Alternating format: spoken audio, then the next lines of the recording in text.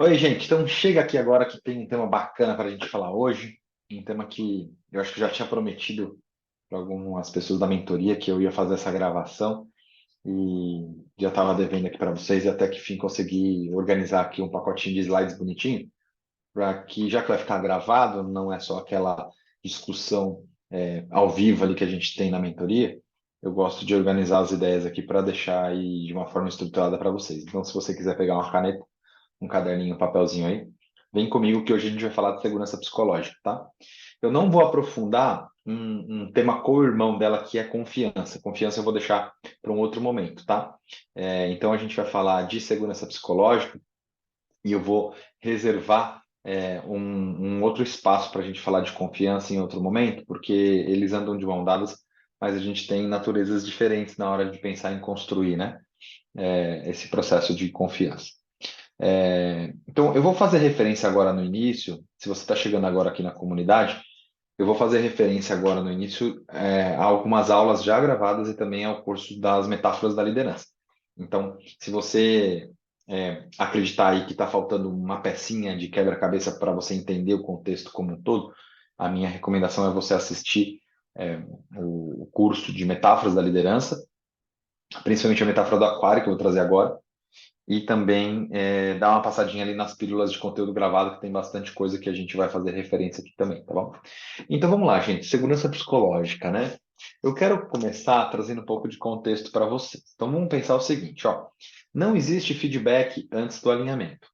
Acho que eu uso essa fala dessa forma e de uma outra forma também em duas aulas gravadas aqui na comunidade. Uma delas é uma aula que se chama Qual é a diferença dos papos de performance versus os papos de desenvolvimento? Essa aula é muito importante para vocês entenderem essa lógica de não existe feedback antes do alinhamento. E o outro conteúdo muito, muito importante também ali na pílula de conteúdo é uma aula que se chama O feedback pode atrapalhar o seu time. Eu acho que é bacana vocês darem uma olhada lá se você ainda não chegou até esse conteúdo, tá? Então, uma vez que não existe feedback antes do alinhamento, a gente entende que todos os feedbacks e talvez até aquelas conversas difíceis, elas serão mais fáceis e acontecerão de uma certa forma, porque a gente vai perceber que com esse alinhamento e com combinados de critérios de entrega, né, critérios de sucesso, critérios de qualidade e de comportamentos, fica mais fácil a gente começar o feedback daquela forma, mais ou menos assim, né?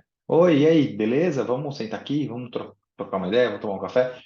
Lembra que a gente combinou? Então, quando o feedback pode começar dessa maneira, significa que a gente fez um bom alinhamento, né? Se ele não pode começar dessa maneira, provavelmente a gente vai ter que tomar um pouquinho de cuidado aí para fazer esse alinhamento prévio. Então, uma vez que não existe feedback antes do alinhamento, eu quero retomar aqui a ideia da metáfora do aquário. A liderança é dona do aquário. A liderança, então, são responsáveis, nós somos como líder responsável por controlar as regras do jogo, controlar as regras do aquário, né? Então aqui eu não quero me estender muito na explicação, porque tem a aula no dentro do curso e depois tem também é, é, mais informação numa pequena aula que eu gravei no aeroporto, chamada Reflexões de Aeroporto sobre a metáfora do aquário. Está lá no curso. Mas aqui o modo central é que a gente tem que então controlar o aquário e não o peixe. Então a gente precisa fazer os combinados, né? Porque essa caixinha que você está me vendo aqui agora, na gravação do Zoom, ela tem uma fronteira, né? Ela tem um boundary aqui, ó, ela tem limites, né? Esses limites são os limites da minha atuação aqui dentro. Esse é o tamanho do meu aquário nesse momento. Se eu coloco a minha mão aqui, ó, você já não está mais vendo, ó. Então, um exemplo bobo, né? Quantos dedos tem aqui? Obviamente que você está vendo. Quantos dedos tem aqui agora, né? Não dá para ver. Mas por que não dá para ver? Porque está fora das restrições, está fora da minha fronteira, né? Então, a metáfora do aquário é deixar claro qual é essa fronteira de atuação dos nossos colaboradores e das pessoas talvez que interajam com a minha área, né? Vindo de outras áreas, demandando talvez coisas de outras áreas, né? Um exemplo é um SLA, né? Ou o timing, o tempo que a gente tem para resolver um ticket aberto ali no suporte, ou quanto tempo, de quanto em quanto tempo a gente reporta resultados para a alta liderança. Ela é mensal, ela é bimestral, é um quarto, é diário, sei lá. Os combinados não saem caro, né? Já dizia o poeta. Então, retomando a ideia da metáfora do aquário, dentro de segurança psicológica, é porque eu vou trazer para vocês a ideia de que tanto confiança quanto segurança psicológica podem ser levadas aí a uma discussão profunda olhando para a metáfora do aquário, né? Porque aqui a gente tem o contexto, a gente tem o aquário como um todo, a gente tem o cenário de atuação dos peixinhos do nosso time e a gente tem o próprio peixe, né? O indivíduo. Então, você vai perceber em algum momento que a gente vai usar confiança e segurança psicológica para trazer mais elementos dentro do nosso aquário, né? De uma certa forma, a gente entende que confiança ela é construída e ela é estabelecida por meio dos processos de one-on-one, por meio dos processos individuais, líder-liderado. Então, um processo de confiança, ele é gerado a partir da quilometragem de olho no olho que a gente tem com a pessoinha do nosso time. Ou em casa, ou com o cônjuge, com o companheiro, com a companheira, com o namorado, com a namorada, com o esposo, com o marido, não importa. Ou com o chefe, ou com o gestor direto, ou com alguém do RH, ou um colega de futebol, alguém que faz uma aula X comigo, não importa. O ponto é que confiança é horas que a gente vivencia de forma conjunta no individual, para que a gente possa conhecer um pouco mais dos outros, conhecer um pouco mais dos valores, entender um pouco mais como pensa aquela pessoa e, a partir disso, ter um pouco mais de confiança e levantar a mão e falar assim, cara, eu não gostei desse seu comportamento. Ou, olha, eu esperava uma coisa diferente. Ou, olha, esse restaurante que você está me convidando para ir hoje, eu não gosto, já fui, não me apetece. Vamos no outro? Só que você só vai fazer isso efetivamente se você já tem essa tal confiança, se você já confia naquela pessoa a tal ponto que você pode contar para ela o seu posicionamento em relação àquele convite, né? Então, é importante a gente perceber dentro da metáfora do aquário que as relações de confiança elas se constroem no one-on-one. Mas seria um erro a gente pensar que é só o one-on-one garante os resultados e garante a alta performance das pessoas do meu time. Porque a gente tem que pensar, então, que esse one-on-one está gerando uma relação individual, né? Mas a gestão dos times não se faz na gestão individual. Isso tem até explicadinho no capítulo 2 do meu livro, onde eu falo sobre o desafio de criar uma identidade de líder, fazendo um resumo do livro da Linda Hill, uma pesquisa da professora Linda Hill, que até então não tem em português do Brasil, eu não encontrei nenhuma documentação, a gente fez toda o estudo e a pesquisa em inglês, e agora, recentemente, minha mentora, eu tenho mentor também, né, gente? Minha mentora, Cíntia Martins, ela me deu um livro, cara, ó, que é o trabalho da professora Linda Hill em português de Portugal, porque no português brasileiro não tem mesmo, né? E a gente está agora debruçando aqui nos. Ela me dá a lição de casa, tá? Só para avisar. Debruçando aqui sobre a pesquisa agora em português e a gente está tentando ver se tem alguma questão que tropicalizaram, por exemplo, o português de Portugal, né? Em relação a algum tipo de comportamento, para ver se faz sentido a gente pensar em tropicalizar para cá também. Enfim. Mas aqui a Linda Hill ela conta para gente que é um erro pensar que as relações individuais vão construir o potencial do time ou vão gerar a sua identidade de liderança, porque, insisto, né, a confiança é gerada no one-on-one, mas a liderança é feita no aquário, né? O papel da liderança é cuidar do aquário. Pensando que todo mundo lá do aquário se fala, né, entre eles, né? Aquela velha brincadeira que eu faço, que eles têm um grupo de WhatsApp chamado Todo Mundo Menos Ele, ou Todo Mundo Menos Ela. Então, a gestão da confiança se faz no one-on-one, a construção da confiança se faz no one-on-one. A gestão do desenvolvimento se faz no one-on-one. Os feedbacks se faz no one-on-one. Puxar a orelha se faz no one-on-one. Encontrar gap e fazer PDI para melhorar a performance se faz no one-on-one. Traçar plano de carreira para promoção futura se faz no one-on-one.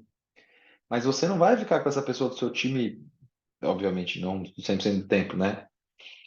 Então, é possível a gente rapidamente vislumbrar que outras interações ele terá dentro desse aquário, dentro da área, dentro do squad, dentro do time, dentro da empresa. É por isso que segurança psicológica é tão importante, pessoal, tão importante hoje em dia, né? Se eu tivesse que falar de uma bibliografia básica, de novo, né? Não vou aprofundar hoje em confiança, depois eu falo um pouco mais sobre isso. Mas a bibliografia básica aqui de confiança, eu trabalho com o Patrick Lencioni, e o livro dele, vários livros, tá? Mas o mais interessante para a confiança são os 5 desafios das equipes. tá? Na primeira versão traduzida para o português, o nome do livro veio como As Cinco Disfunções das Equipes. A partir da segunda versão já veio como Cinco Desafios. E aqui a gente está trabalhando Amy Edmondson, e até um pouquinho também de vulnerabilidade com Brené Brown, né? Brené Brown, tá? Então, a Brené Brown é o poder da vulnerabilidade. Isso aqui tem TED Talks, tá bom? Vulnerabilidade. Já está na plataforma, o poder da vulnerabilidade. E a Amy Edmondson, eu não sei se já coloquei um TED lá, eu vou até olhar, mas o livro dela se chama Organizações Sem Medo. Organizações Sem Medo. Fearless Organization. Tá bom? Então, são essas bibliografias que a gente trabalha aqui. Mas deixa eu avançar, porque eu falei da confiança, falei que não ia falar, falei, mas eu quero falar de segurança psicológica. Então, segurança psicológica se constrói dentro desse aquário. Claro que a interação do líder e do liderado é fundamental, ou seja, o processo de confiança do individual ali no one-on-one, ele vai facilitar a criação dessa segurança psicológica. Mas em algumas ocasiões, essa segurança psicológica não existe dentro do aquário. E sim existe confiança com a liderança. Vou dar um exemplo, tá bom? Vou dar um exemplo que talvez possa ilustrar bem aqui para vocês. Ó. Você imagina aquelas cenas clássicas de você apresenta como líder um projeto novo ou um relatório que alguém precisa te entregar lá para o time, você traz um desafio novo que a empresa vai trazer a partir de agora para sua área, e aí você faz aquela reunião presencial ou virtual, e no final você pede participação, né? E aí, gente, tá tudo bem? Ah, aquela cabecinha balançando, né? Alguma dúvida por aí? Ah. Alguém quer falar alguma coisa? Só aquela cabecinha. Aí vem uma coisa que eu tenho vontade de bater a cabeça na parede, né? Alguém fala assim, conte conosco. Puta merda. Mas o que que significa conte conosco? Eu tenho cinco pessoas aqui. Você, cidadão que está falando conte conosco, significa que eu posso contar com todo mundo? Até aquela menina que não abriu a boca, até aquele cara que está fazendo não com a cabeça. Conte conosco significa que eu posso contar com o time inteiro. Posso contar com o time inteiro ou não? Então, cuidado, né? Fale por você. Então, você imagina que você fez essa reunião e ninguém fez nenhuma pergunta para você, né? E aí você sai da reunião de uma certa forma até satisfeito. Porque você entregou o que você tinha que entregar ali, que nada mais é que o pedido, né? De apoio ou desdobrando um novo pedido, uma estratégia corporativa. E aí você vai ali no cafezinho, pega lá, se serve de um café, pega uma aguinha. Nesse momento chega uma pessoa do seu time que estava lá naquela reunião e fala assim: Oi, tudo bem? Posso te fazer uma pergunta, chefe? Você fala, claro, não, portas abertas, estou aqui à disposição. E aí a pessoa fala, olha, mas eu não entendi, a gente vai começar agora ou só no mês que vem? Você fala, não, calma, a gente vai planejar ainda, a gente vai começar no mês que vem. Ah, legal. E vai trazer mais gente? Não, não, somos só nós mesmos, a gente vai ter que trabalhar um pouquinho mais aí no começo, mas vai dar tudo certo. Se precisar de apoio, a gente tem também de uma outra área. Ah, legal. E já tem alguma expectativa de entrega? Não, não, ainda não tem, não, é mais para frente. Ah, obrigado, chefe, valeu. Aí você senta, toma aquele seu cafezinho e faz assim, caraca, que da hora, né? Você viu? Ela veio perguntar para mim. Olha como ela confia em mim, né, cara? Porque no final das contas ela veio aqui perguntar. Bacana, parabéns. Parabéns. Ou não. Parabéns, porque a pergunta que ela faz e a abordagem que ela te fez no individual realmente é uma demonstração que ela tem confiança em levantar a mão e fazer pergunta para você. Realmente demonstra que ela não ficou preocupada com possíveis, talvez assim, exagerando, até punições ou um simples puxão de orelha, ou uma cara feia a partir de uma pergunta que ela faz. Ela sentiu confiança em você, enquanto líder. Ela foi te procurar. Mas a minha pergunta, senhoras e senhores, por que cargas d'água essa pessoinha não fez uma pergunta lá dentro na hora da reunião? Por que cargas d'água essa pessoa não levantou a mão lá dentro com os cinco colegas, que provavelmente essa dúvida que ela teve é também a dúvida de um ou outro, ou de todos os colegas ali, né? Então, a minha pergunta cara, ela tem confiança para perguntar no individual, mas ela não tem confiança para perguntar na frente do time. É isso, gente. É isso que é segurança psicológica. Segurança psicológica é o quanto que ela se sente confortável em se expressar no time. É o quanto ela se sente confortável em se expressar dentro do aquário do qual ela faz parte. Então, se você imagina a quinta série, né? A gente brinca, não é assim que a gente sai da quinta série não saiu da gente, já viu essa piadinha? infame. É como, por exemplo, quando alguém levanta a mão lá na escola fazer uma pergunta e todo mundo fala, "Oh!" É claro que nessa forma caricaturizada ou exagerada, talvez aconteça no mundo corporativo. Mas no cantinho acontece, naquele grupo de WhatsApp acontece, naquelas duas pessoas conversando no corredor acontece. Então, de uma certa forma, a segurança psicológica é dentro do aquário. E os processos de confiança se estabelecem no individual. Lembrando que a liderança não é no individual, é no aquário. Olha que doido, né? Então eu digo assim, cara, confiança se gera no individual. Dedique horas de one-on-one. Faça alinhamentos constantes com as pessoas do seu time de forma individual. Mas você tem que ter na sua agenda uma agenda coletiva. Uma reunião que você junte todas as pessoas do time para eles se entenderem enquanto aquário, enquanto time. Talvez até mesmo sem você. Por que não? Você não precisa estar em todas as reuniões. Eles precisam ter pautas para tratar entre eles. Então, a gente vai beber aqui da fonte da Amy Edmondson, em que segurança psicológica é definida como a crença de que você não será punido ou humilhado por expor suas ideias, perguntas, dúvidas, preocupações, angústias, medos, erros, preconceitos, inclusive, no sentido das ideias, né? E dos caminhos que vocês estão tomando ali, tá? Então, a gente vai entender os quatro elementos da segurança psicológica. Em um outro momento, a gente vai entender os elementos da confiança, mas eu quero deixar bem forte essa mensagem para vocês, tá? A liderança, ela se faz por meio do controle das regras do jogo, porque a gente não consegue controlar as pessoas do nosso time. A gente não controla a pessoa. A gente controla as regras do jogo. A gente faz combinados. A gente tem que alinhar as expectativas porque frustração vão ocorrer. E a mãe da frustração é a falta de alinhamento de expectativa. Então, ao mesmo tempo que a confiança se faz no one-on-one, a gestão do time se faz controlando as regras do aquário. Porque dentro do aquário, estabelecendo regras de funcionamento, o time consegue performar. Então, sim, confiança no individual, mas a liderança se faz controlando o aquário. E vamos ver então quais são as quatro dimensões da segurança psicológica, tá? Segurança psicológica, então, não é um espaço de zona de conforto, tá bom? Segurança psicológica não é um lugar quentinho, tranquilinho, sem pressão. Não é isso, gente. Segurança psicológica não é um lugar fofo. Não é. É um lugar, às vezes, não fofo, que eu levanto a mão e falo assim, cara, tá uma porcaria esse projeto. Talvez eu possa usar outra palavra. Mas você sente-se. Tá certo isso? Você se sente confortável em dizer, cara, não vai rolar, não vai dar certo, né? Então, as quatro dimensões, ó, é um espaço coletivo, físico ou virtual, não importa, em que a gente consiga se expressar, onde eu possa interagir com outras pessoas, onde eu tenho uma possibilidade de aprender. E aqui, gente, aprender não significa só aprender coisa nova. É aprender, desaprender e errar também, tá bom?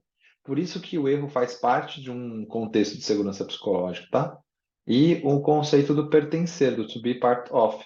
Todo ser humano precisa se sentir parte de um grupo, gente. É por isso que você vai para a igreja, você vai para o bar, você vai para academia, você vai para a pizzaria, você vai trabalhar. É por isso que tem gente que gosta mais do home office, mas tem gente que gosta bastante do escritório físico ou das interações de vez em quando vai no escritório físico, porque a gente precisa se sentir parte, tá bom?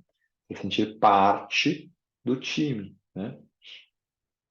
Então, de uma forma geral, a gente percebe aqui que ela vai, a Emily Monson, passando por todos os movimentos de interações humanas, né? Desde o eu comigo mesmo, no processo de elaborar minhas ideias e depois me expressar, então eu com o outro, ou no processo de eu querer aprender, eu comigo mesmo ali olhando para dentro e depois também trocar ideias, interagindo com as pessoas para que eu possa conseguir desempenhar o meu trabalho de uma forma melhor. E aí, gente, a gente vê então, a partir desses quatro movimentos ou quatro elementos da segurança psicológica, eu consigo construir um quadrante. Então, vem comigo que agora eu vou trazer para vocês os quadrantes da segurança psicológica, tá?